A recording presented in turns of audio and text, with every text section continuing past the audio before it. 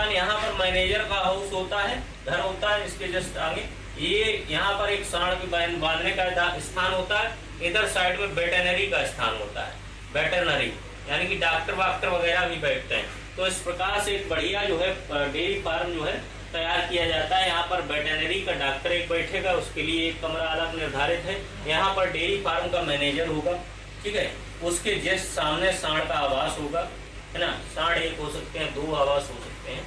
इसके बाद जो है मिर्च एनिमल्स होंगे, एक तरफ जो है ड्राफ्ट एनिमल्स होंगे, बीच में आवागमन का रास्ता होगा। इनके जस्ट बगल में यहाँ पर बच्चे रह रहे होंगे। बच्चों के लिए दो स्थान निर्धारित किए जाते हैं, एक 6 माह से छोटे, दूसरे 6 माह से बड़े। नहीं तो 6 माह से छोटे वालों को बड़े वाले खाने नहीं देंगे, है ना, उनको मार तोड़ करेंगे उनके साथ, तो फिर जो है दिक्कत हो जाएगी। यहीं पर पानी की व्यवस्था है, कुट्टी काटने की मशीन लगी होती है। एक तरफ जो है सूखे जानवर रखे जाते हैं, यानी कि ड्राई एनिमल्स रखे जाते हैं। ड्राई का मतलब है जो दूध नहीं दे रहे हैं, ठीक है, तो ड्राई एनिमल्स एक साइड में रखे जाते हैं। अगर ये दूध देने लगते हैं तो इनको इधर शिफ्ट कर दिया जाता है, जो दूध नहीं देता है उसको उधर शिफ्ट कर दिया जाता है, क्योंकि भोजन व्यवस्थाएं दोनों की अलग रहती हैं। इसको केवल मेंटेनेंस राशन दिया जाता है, इसको प्रोडक्शन राशन दिया जाता है। तो इस तरीके से जो है आप कहोगे कि दुर्व्यवहार है, ऐसा कुछ नहीं है, ठीक है। जो उत्पादन देगा उसी का जो है लोग सम्मान करते हैं, बस यही है, इसके अलावा दुनिया में कुछ नहीं। अगर आप उत्पादन देंगे ठीक, तो आपका जो है नाम लिया जाएगा और लोग सम्मान करेंगे। अगर उत्पादन नहीं देंगे तो सम्मान नहीं। तो इसके बाद आती है डेयरी फार्म के आवश्यक भवन।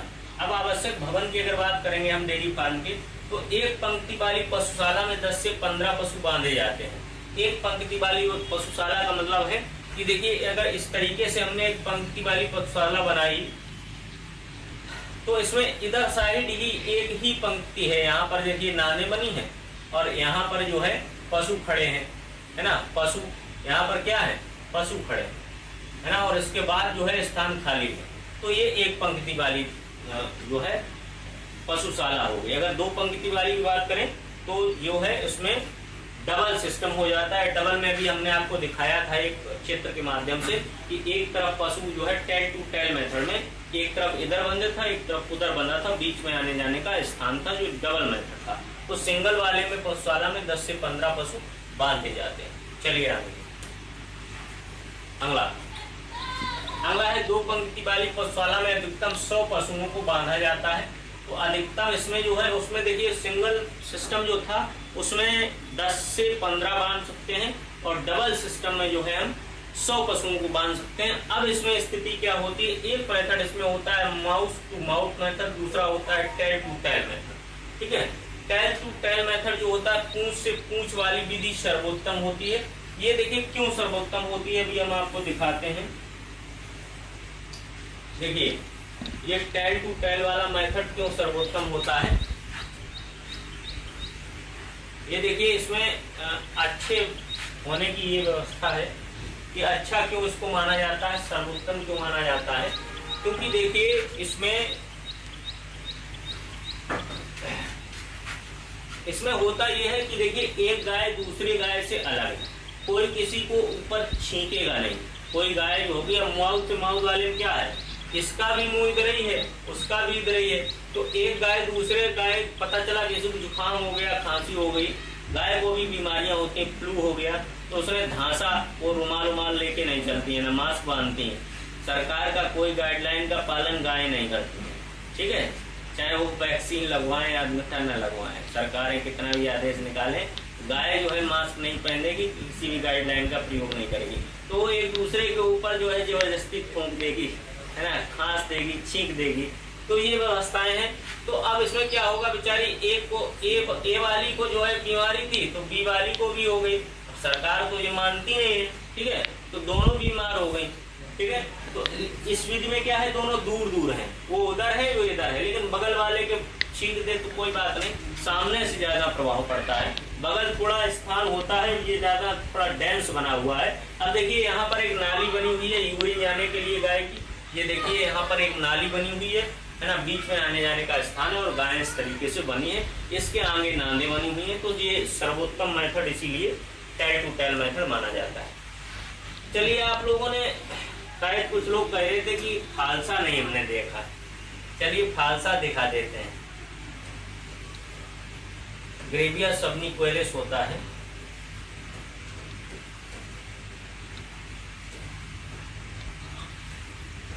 साइंटिफिक नेम होता है ग्रेविया सबनिकोइलिस। ये देखिए फालसा है। नहीं भाई, प्लांट पूरा चाहिए था हमें।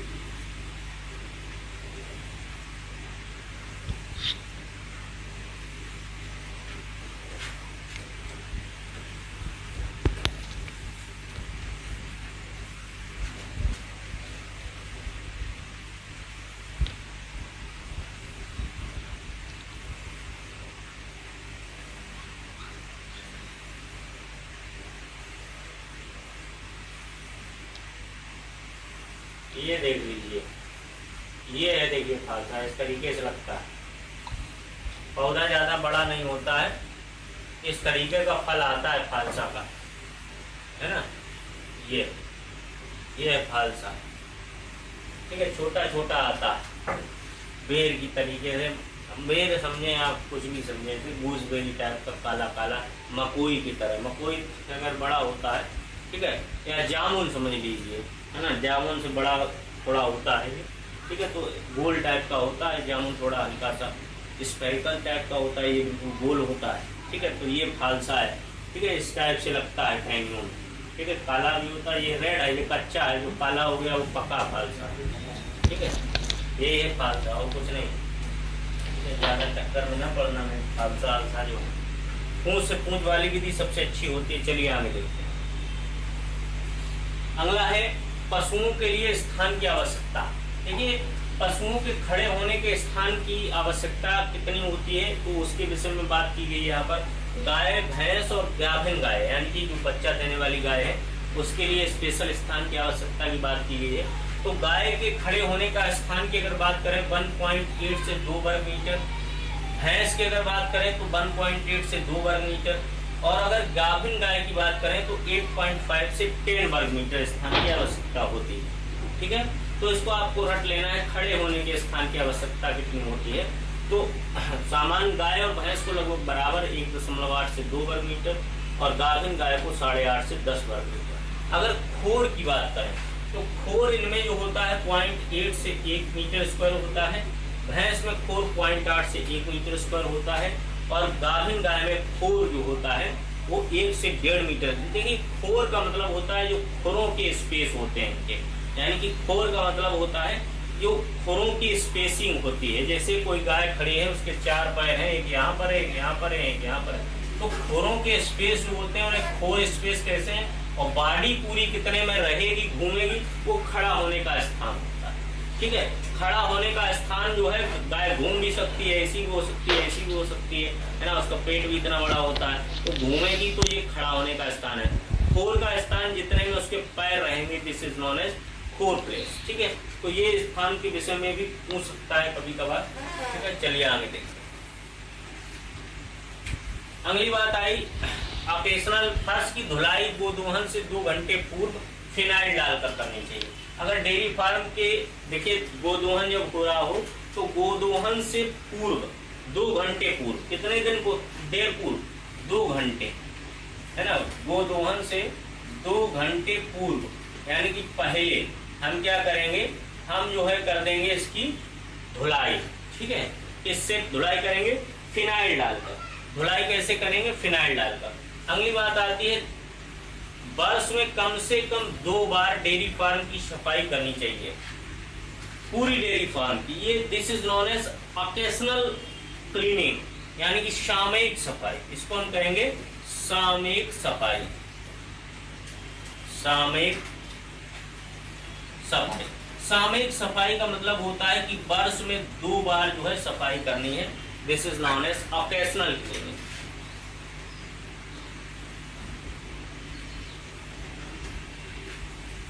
ऑकेशनल क्लीनिंग,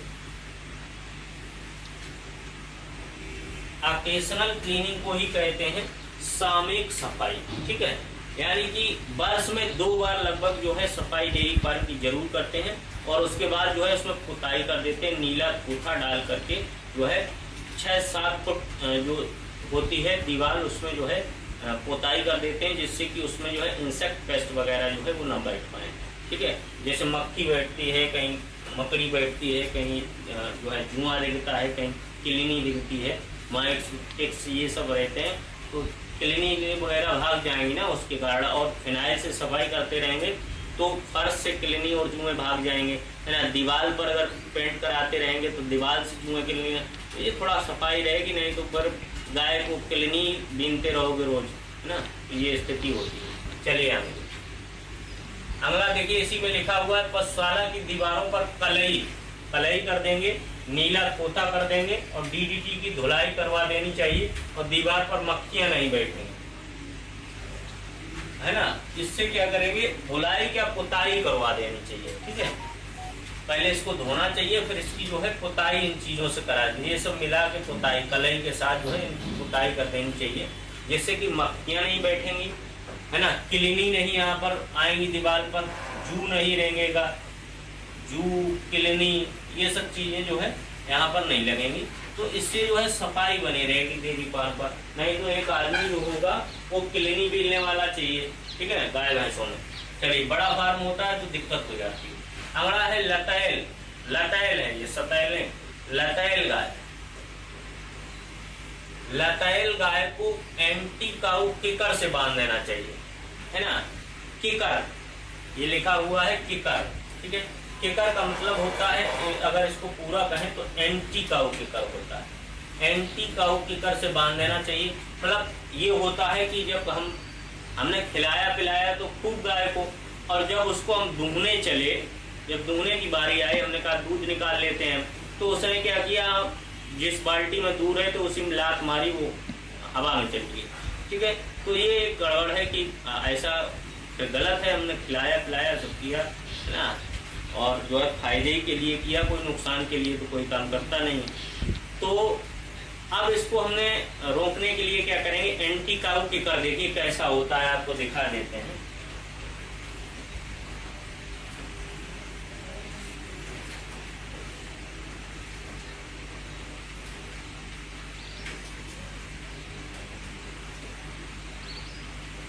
तो इसके जो है पैर बन जाएंगे उसमें, है ना, फिर गाय जो है लात नहीं मार पाएगी, लात नहीं चला पाएगी, इसी को एंटी काऊ किकर कहते हैं।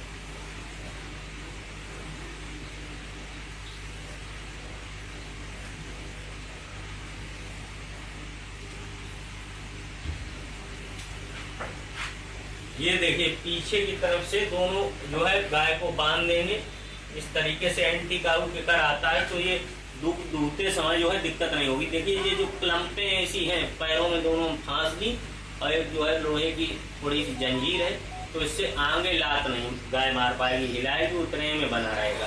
ठीक है, तो ये एंटी काऊ किकर होता है, इससे पशु को जो है बांध देते हैं, जिससे कि ये लात न चला पाए। ठीक है, चलिए अगला होता है जो गायें अपना दुग्ध स्वयं पी लेती हैं। कुछ गायें ऐसी भी होती हैं जो अपना दुग्ध जो होता है वो स्वयं पी लेती हैं। तो जब दुग्ध स्वयं पी लेती हैं गाय जो अपना, तो उसमें होता यह है कि तो नुकसान हो जाएगा, अपना दुग्ध ही पी ले रही हैं, तो उनकी गर्दन में एक हम जो है हार पहना देते हैं। क्या पहना देते हैं? हार, जिसको कहते हैं नेक क्रेडलेस, है ना।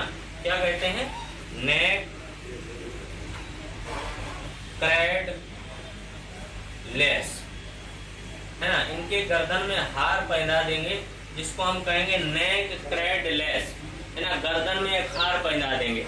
अब जैसे गर्दन घुमाएंगी तो वो छुप जाएगा, उसमें आगे लगे होते हैं भाले, तो ये अपना दुग्ध जो है स्वयं नहीं पी पाएंगे। देखिए नेक क्रेडलेस काऊ का दिखाते हैं।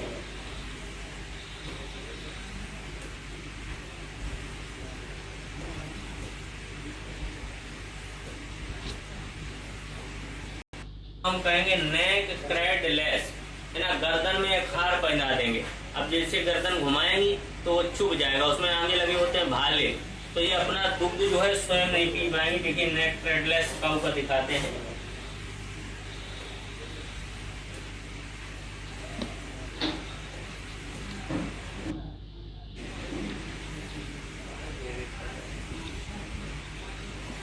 चलिए यहाँ पर दिया नहीं है।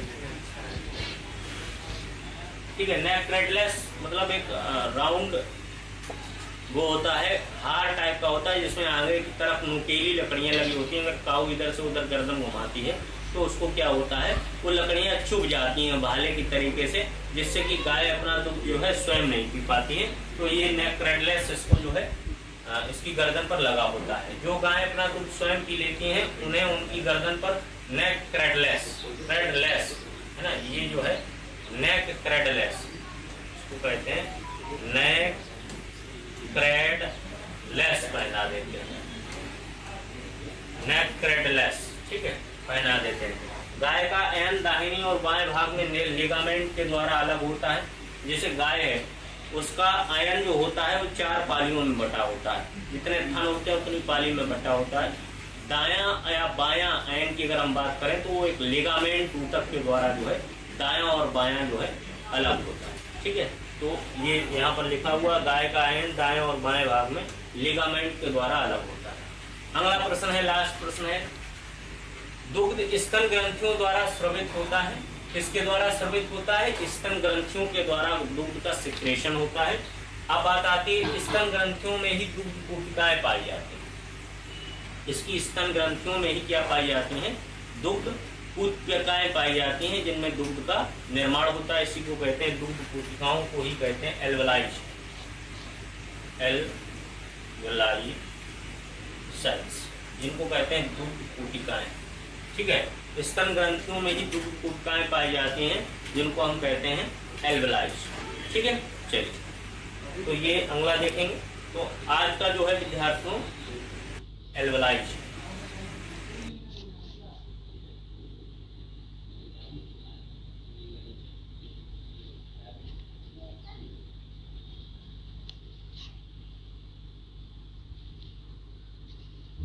आपको जो है इसके विषय में बताएंगे।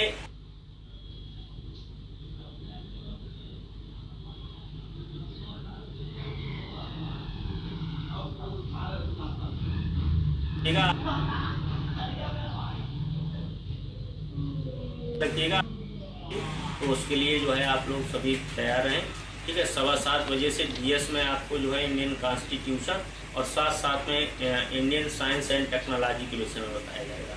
दोनों से प्रश्न आने की बहुत ज़्यादा संभावनाएं हैं, ठीक है। साइंस टेक्नोलॉजी का पोर्शन हमने इसलिए बीच में डाल दिया है कि साथ में इसको पढ़िए आप, क्योंकि इससे एक आध प्रश्न आता है तो कोई बच्चा कर नहीं पाता, ठीक है। इसीलिए इसको हमने डाला है। इसमें से एक प्रश्न आने की संभावना ज़्यादातर रहती है ना, 100% तो नहीं कह सकते, लेकिन संभावनाएं हैं। तो आप उसको जो है 20-30 में प्रश्न है वही आपको याद करने हैं, उसी से अगर आएगा तो आ जाएगा, ठीक है। चलिए अब आप बायो पढ़ेंगे इसके बाद।